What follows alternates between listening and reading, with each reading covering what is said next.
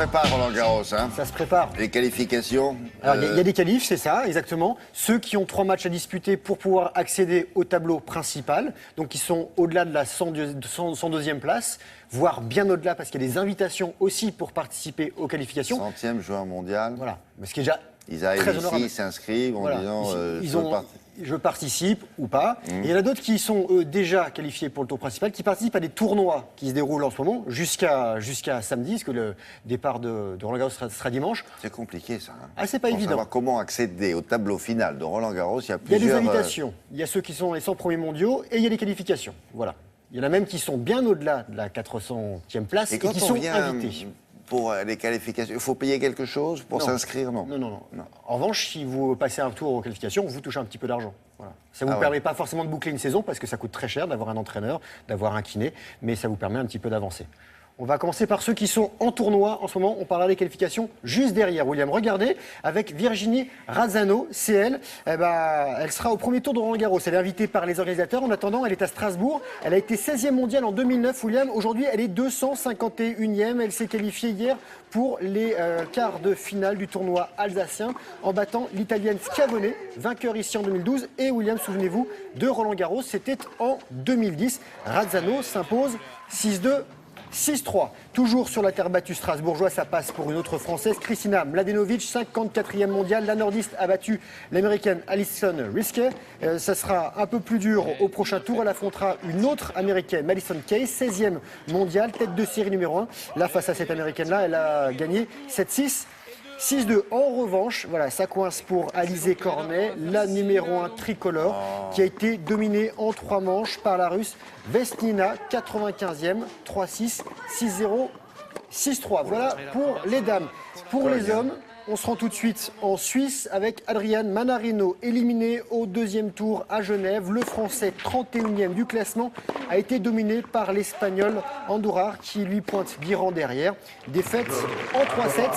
Et du côté de Nice, c'est Quentin Alice, 18 ans, 304e mondial. Il a bien résisté face à l'Australien James Duckworth, 88e. Mais le Français s'incline d'une courte tête, 7-6, 7-6, dès le 2e tour. Mais Quentin pense à Roland Garros. On rappelle, il est 304e, mais il a été invité par les organisateurs du tournoi, ce qu'on appelle une wildcard. Donc il ne passe pas par les qualifs, directement, lui, au tableau principal. C'est le bon vouloir des organisateurs du tournoi. Exactement, ils ont un certain nombre de qualifications. On l'aime bien.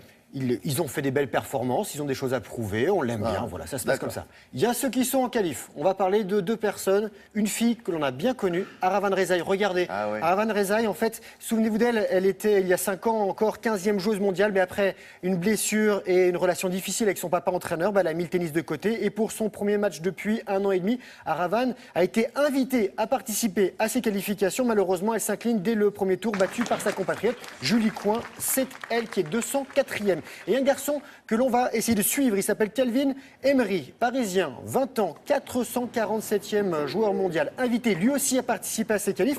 Il a gagné son ticket pour le 2e tour, une victoire sur 2 jours à cause de la pluie. Calvin a battu son copain, compagnon d'entraînement, qu'il connaît très bien, il s'appelle Johann Sébastien Tatlo, son cadet, et surtout qui est 30 ans devant. Voilà, pour savoir qu'il a battu ce garçon, il a 20 ans lui, l'autre il avait 19 ans. On va les suivre, il a quand même gagné 6-1, 3-6, 6-2. Ils se connaissent super bien les 2 garçons, ils sont copains d'entraînement, ils étaient ensemble au qualif. On verra, on va voir si ça avance. Ça n'empêche pas les sentiments. Non, voilà. Ça fait taper quand même. Qu'est-ce qu'on a d'autre? Un peu de football, oui. Du football italien. On va recommencer avec ça. Regardez William, c'est la Juventus Turin, c'est la Coupe d'Italie et la Juve s'impose en finale en battant la Lazio Rome. Les Romains qui avaient ouvert le score par Stéphane Radou. Alors Pogba et ses coéquipiers turinois vont répondre rapidement, mais c'est pas la coqueluche de l'équipe de France qui s'illustre, mais son compatriote Patrice Evra qui offre une tête à Chiellini qui marque un partout à la pause. Il faut les prolongations et Matri permet aux champions d'Italie de s'imposer 2-1. 2e titre de l'année pour la Juve qui attend la finale de la Ligue des Champions face au Barça. Ce sera dans le 6 juin, donc 17 jours à peu près, William. Il y a également du foot anglais avec un match en retard de la 33e journée de Première Ligue, 0-0 entre Arsenal et Sunderland. Giroud a tenté sa chance, les Gunners 3e du classement, Sunderland 15e, Chelsea et Manchester United sont en tête.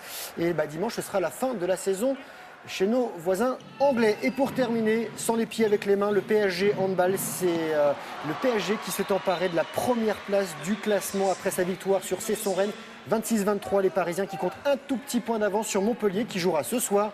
Il reste encore 2 journées de championnat avant la fin de la saison. Lui, c'est Hansen, le Suédois, il a marqué 8 points. Voilà.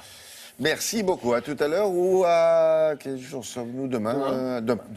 Depuis quelques mois, la liste des médicaments qui ne sont plus remboursés par la sécurité sociale s'allonge. Et à ce sujet, notre spécialiste de la consommation s'est intéressé aux pharmacies à bas prix. Vous savez qu'il y a maintenant là-bas des médicaments délivrés sans ordonnance qui sont parfois 2 fois moins chers. Pourquoi? Comment s'agit-il des mêmes produits?